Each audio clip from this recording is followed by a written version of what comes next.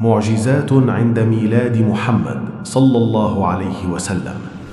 كان هناك رجل يهودي من بلاد الشام اسمه عيس، وكان يسكن على بعد مسافة قصيرة من مكة، وكلما جاء إلى مكة لأي عمل كان يقول للناس: إن طفلا سيولد قريبا جدا سيتبع العرب كلهم طريقته، وسيملك هذا الطفل العجم ومدنهم أيضا.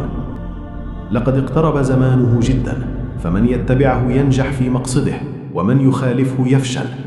ولما طلع في تلك الليلة النجم الذي كان علامة لميلاده صلى الله عليه وسلم، ذهب عبد المطلب إلى بيت ذلك اليهودي وسأل: أهذا هو الطفل؟ قال اليهودي: بالتأكيد هذا هو الطفل الذي كنت أبشر به، وعلامته أن هذا الطفل سيعاني ألما شديدا لمدة يومين أو 3، وسبب هذا الألم أنه لن يرضع اللبن، وسيعيش عمرا يبلغ 61 أو 63 عاما، وأعمار أمته ستكون مثل ذلك.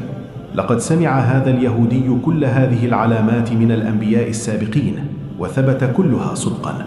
ومن بين هذه العلامات قصص عديدة، أذكر منها 1 أو 2 باختصار.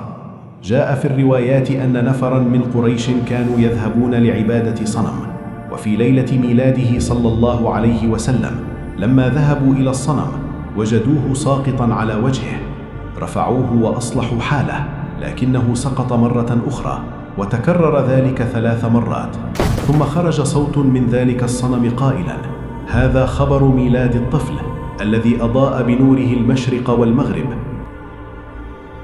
وقعت حادثة أخرى حيث اهتز قصر كسرى ملك إيران، وكان قصرا حصينا جدا، وانتشر الذعر في المملكة كلها، وانطفأت في تلك الليلة نيران بلاد فارس التي كانوا يعبدونها ولا يدعونها تنطفئ أبدا، لكنها خمدت كلها فجأة. في اليوم 7 من الميلاد تمت عقيقته صلى الله عليه وسلم، وسمي محمدا. اعترض العرب على هذا الاسم لأنه لم يسمى به أحد من قبل، فقال عبد المطلب: أتمنى أن يحمد هذا الطفل في السماء والأرض جميعا. ومن جهة أمه سمي أحمد، أرضعته أمه صلى الله عليه وسلم ل9 أيام فقط، وبعد وفاتها أرضعته امرأة اسمها ثويبة مولى أبي لهب، ثم جاء دور السيدة حليمة السعدية رضي الله عنها.